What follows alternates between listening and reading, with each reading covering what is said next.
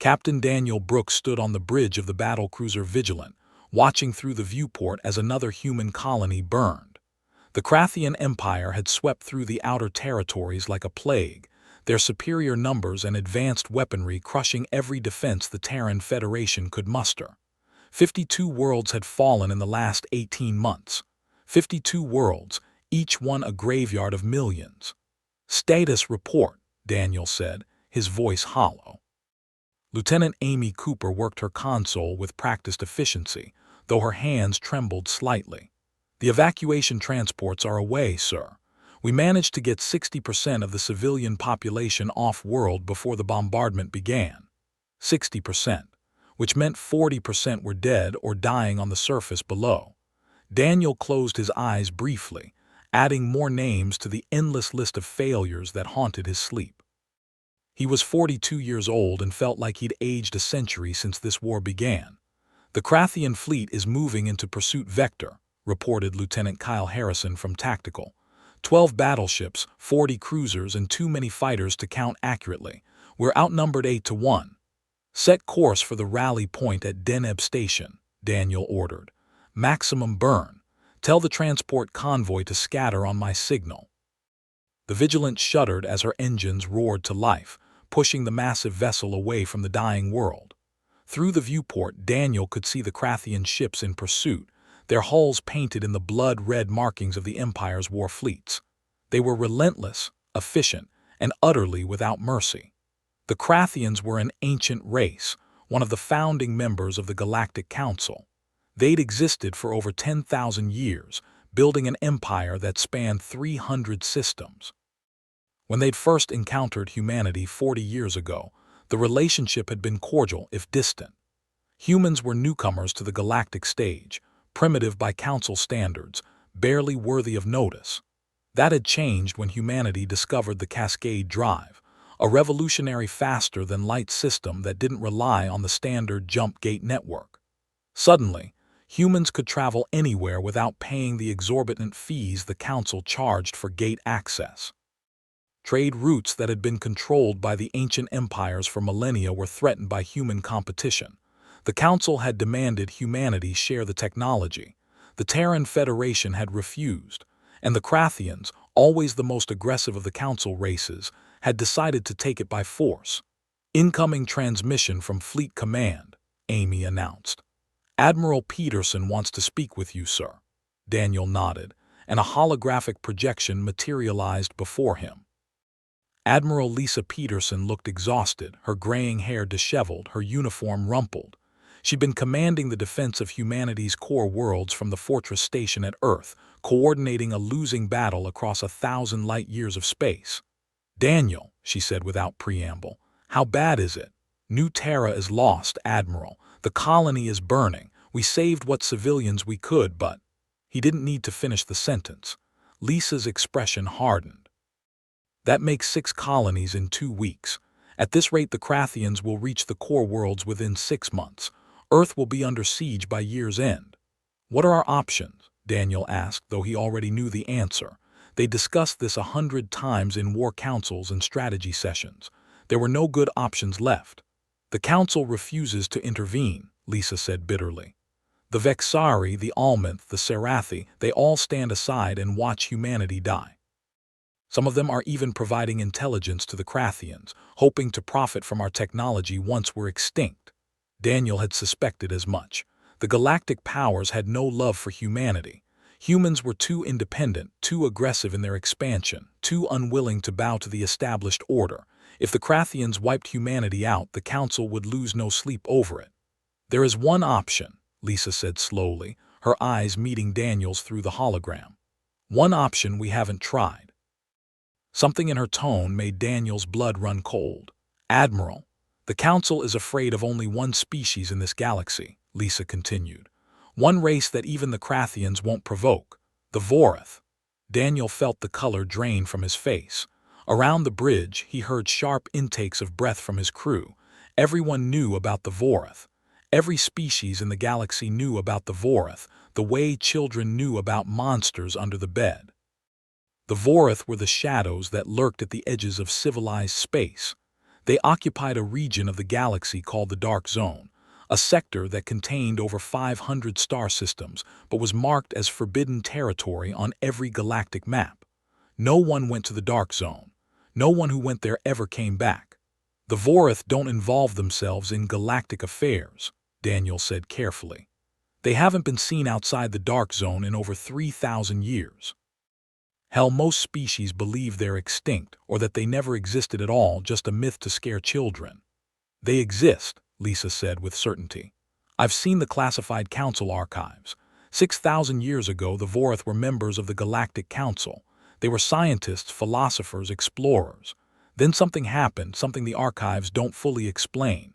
There was a war, a schism, and the Vorith withdrew from the galaxy. They retreated to the Dark Zone and haven't been heard from since. And you want to contact them? Daniel couldn't keep the disbelief from his voice. Admiral, the Council has standing orders to execute anyone who attempts to enter the Dark Zone. It's been that way for millennia. Whatever the Vorith are now, they're not the peaceful explorers they once were. I know, Lisa said quietly. But we're out of options, Daniel. Every conventional strategy has failed. We can't win this war through military force. We need an advantage, something the Krathians can't counter. The Vorith are that advantage.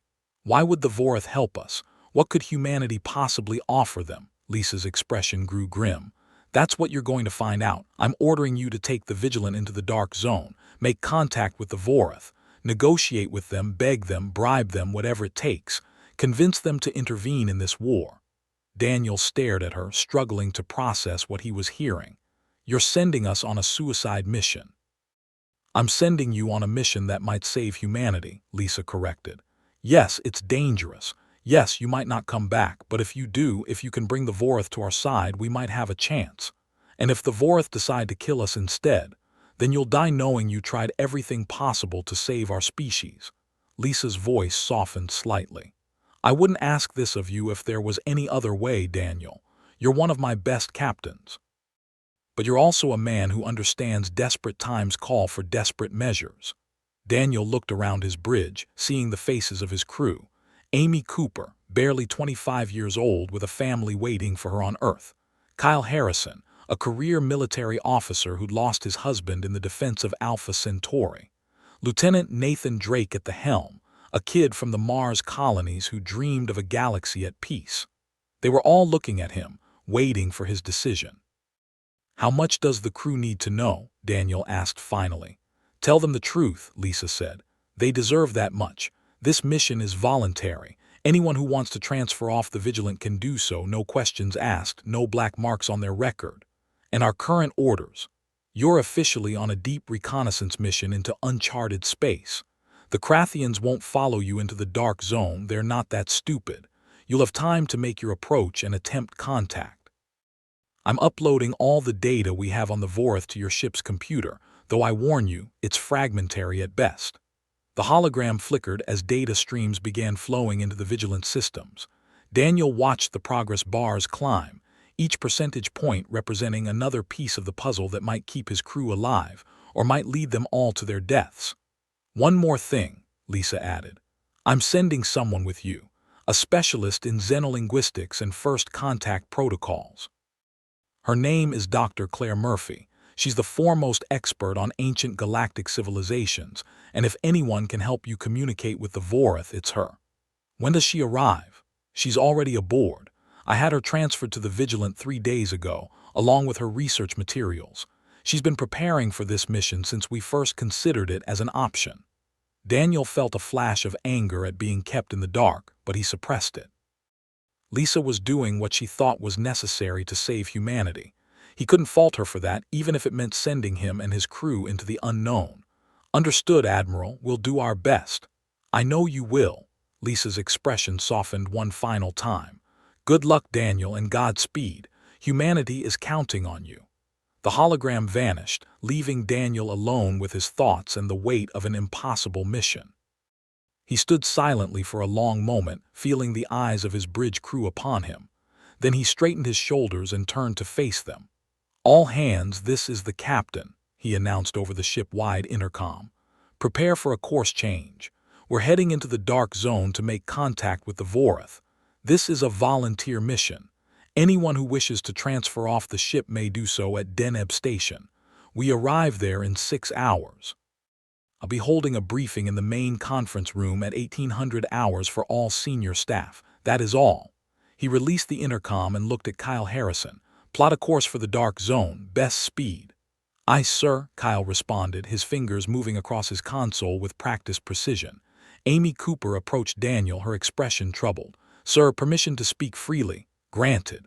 The Vorith, sir, the stories about them. Are they true? Daniel considered the question carefully. I don't know, Lieutenant, but we're about to find out. 6 hours later, the Vigilant arrived at Deneb Station, a massive orbital facility that served as one of humanity's last major strongholds.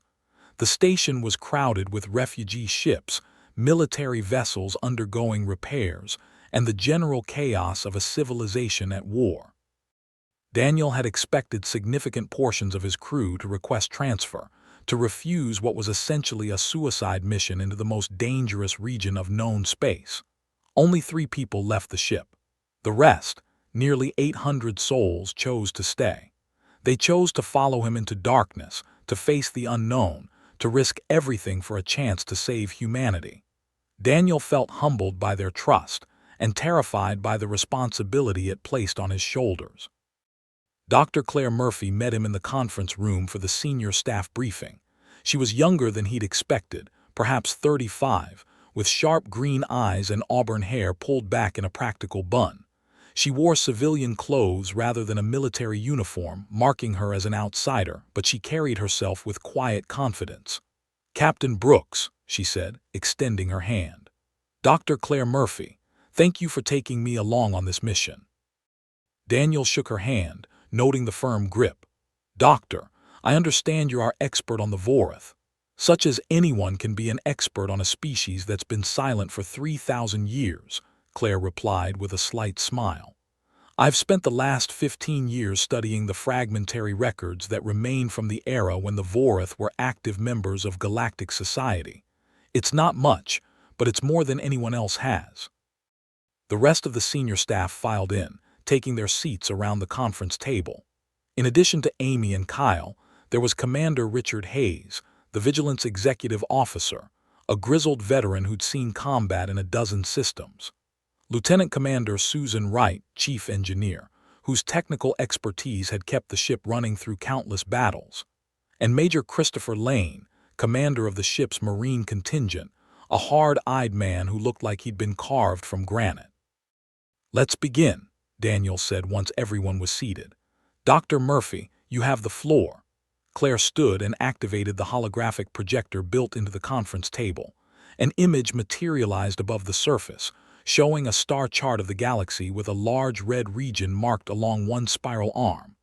This is the dark zone, she began. 537 star systems that have been off limits to galactic civilization for the last 3,000 years. The region is marked as dangerous on all Council navigation charts, and there are standing orders to execute any vessel that attempts to enter without authorization. Not that authorization is ever granted. Why? Susan Wright asked. What makes this region so dangerous? The Vorith, Claire said simply. 6,000 years ago, they were one of the most advanced species in the galaxy. They'd achieved what the Council called the Fourth Ascension, a level of technological and cultural development that put them far beyond even the oldest empires. They were scientists, philosophers, artists. They believed in the peaceful exploration of the universe and the sharing of knowledge among all species.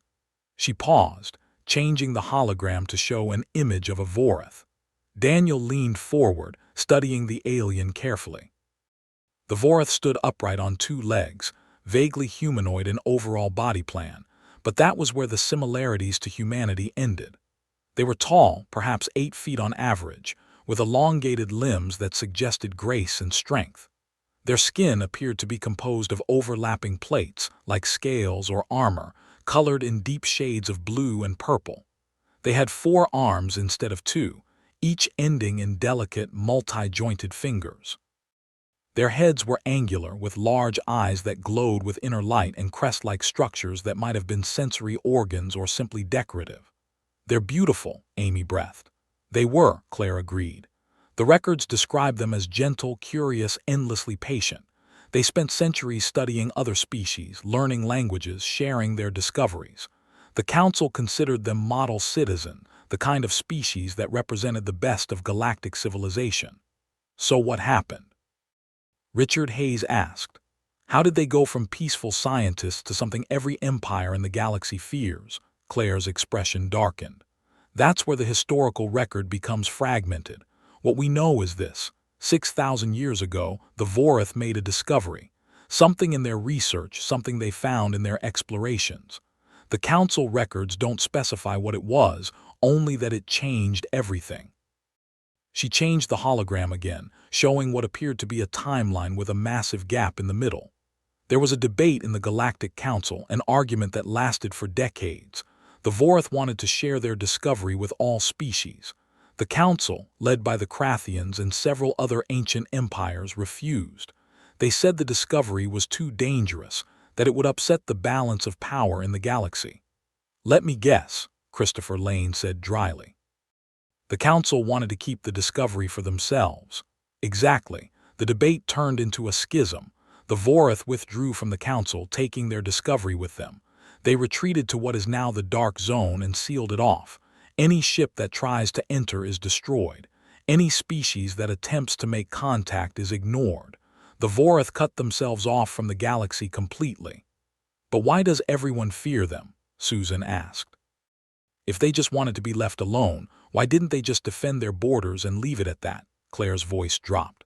Because of what happened next. 3,000 years ago, the Krathian Empire decided to invade the Dark Zone. They assembled the largest military fleet in recorded history, over 10,000 warships.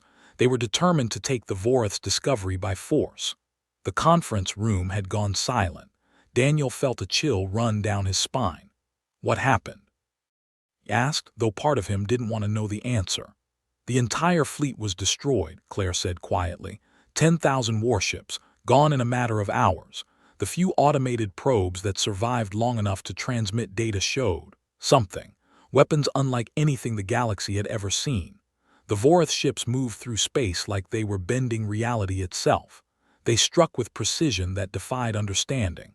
And when the battle was over, they sent a single message to the Galactic Council. She paused, pulling up a text file on the holographic display. Ancient script in what Daniel recognized as the formal diplomatic language of the Council appeared, along with a translation. We sought only peace. You brought us war. Let it be known that the Dark Zone is sovereign territory. Any species that violates our borders will be eliminated. We will not warn you again. We will not show mercy. Leave us alone or join the Krathians in extinction. The weight of those words settled over the room like a suffocating blanket. Since then, Claire continued, no one has attempted to enter the Dark Zone. The Council placed it under absolute quarantine. The Vorith have kept their word. They haven't left their territory, haven't communicated with any outside species, haven't involved themselves in galactic affairs. They've become ghosts, myths, the monsters we tell our children about to keep them from straying too far from home. And we're going to knock on their door and ask for help, Richard said, his voice heavy with disbelief. This is insane. It's desperate, Daniel corrected. There's a difference. Is there? Christopher asked. Captain, with all due respect, we're talking about a species that destroyed 10,000 warships without breaking a sweat. What makes you think they'll even listen to us? And if they do listen, what's to stop them from killing us the moment we enter their space? Nothing, Daniel admitted.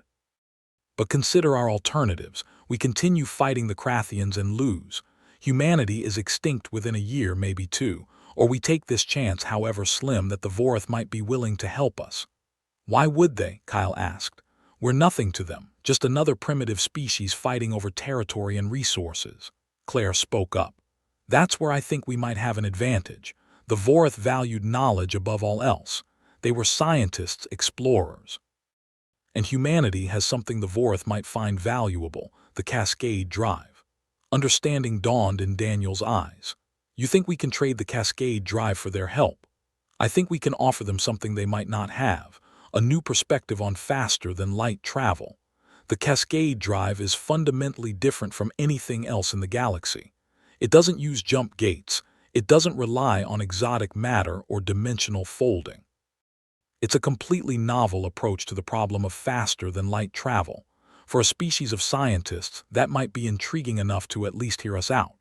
"It's thin," Richard said. "Very thin." "It's all we have," Daniel replied. He looked around the table, meeting each person's eyes. "I won't lie to you. This mission has every chance of ending in our deaths.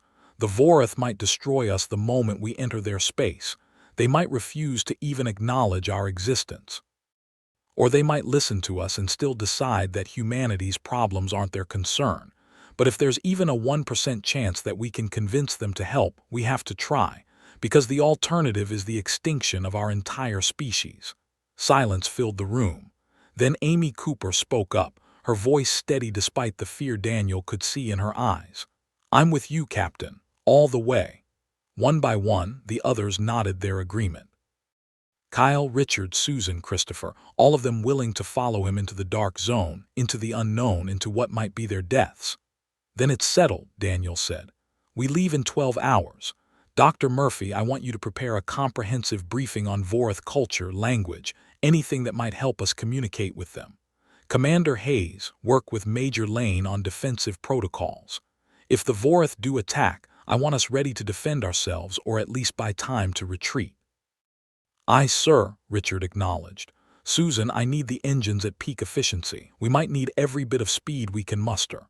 "You'll have it, Captain. The rest of you get some rest. It might be the last chance you have for a while." Dismissed. As the senior staff filed out, Claire lingered behind. Daniel looked at her questioningly. "There's something else you should know," she said quietly. "Something I didn't mention in the briefing because I wasn't sure how the others would react." "Go on." "The discovery the Vorath made, the one that caused them to withdraw from the galaxy, I think I know what it was." Daniel felt his pulse quicken. "What?" Claire pulled up a different set of files on the holographic display, showing dense technical readouts and theoretical physics equations that made Daniel's head hurt just looking at them. "The Vorath were studying consciousness," she explained. "Not just biology or neurology, but the fundamental nature of consciousness itself. They were trying to answer the question of what makes a being sentient, what separates a thinking mind from a simple computer program. And they found an answer. I think they found more than an answer. I think they found a way to manipulate consciousness directly, to alter it, enhance it, maybe even transfer it between different substrates." The implications of that hit Daniel like a physical blow. "You're talking about weapons that attack the mind itself. Technology that elevates consciousness to new levels, or medical treatments that could cure mental illness, repair brain damage, extend cognitive function indefinitely. The applications would be limitless." Claire's expression was troubled and terrifying, because whoever controlled that technology would have power beyond anything the galaxy has ever known. No wonder the Council tried to suppress it. And no wonder the Vorath withdrew rather than let it fall into the wrong hands. Claire met his eyes. "Captain, if we make contact with the Vorath, if we somehow convince them to help us, we need to be very careful about what we promise them in return. The Cascade drive is valuable, but it's nothing compared to what they might have. We can't let that technology fall into anyone's hands, not even ours." "Understood," Daniel said, though his mind was racing with the implications. "Is there anything else I should know?" "Just one thing.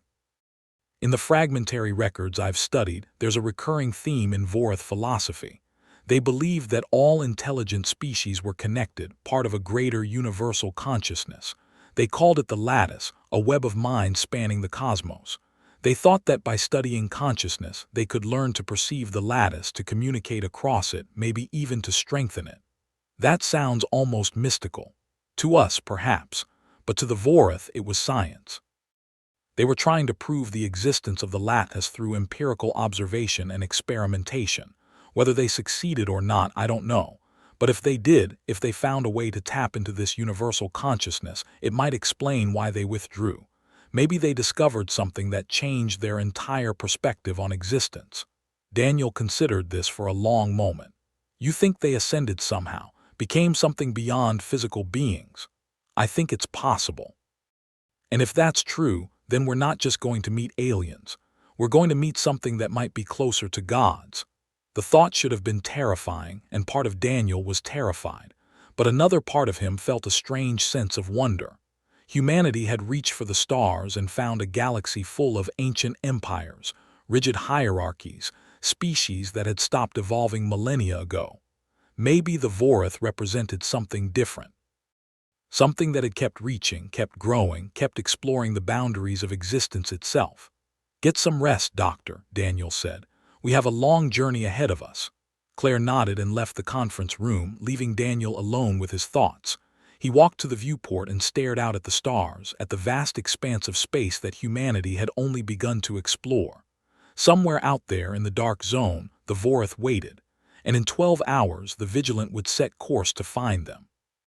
The journey to the edge of the dark zone took 3 weeks of hard travel through regions of space that saw little traffic even in peacetime.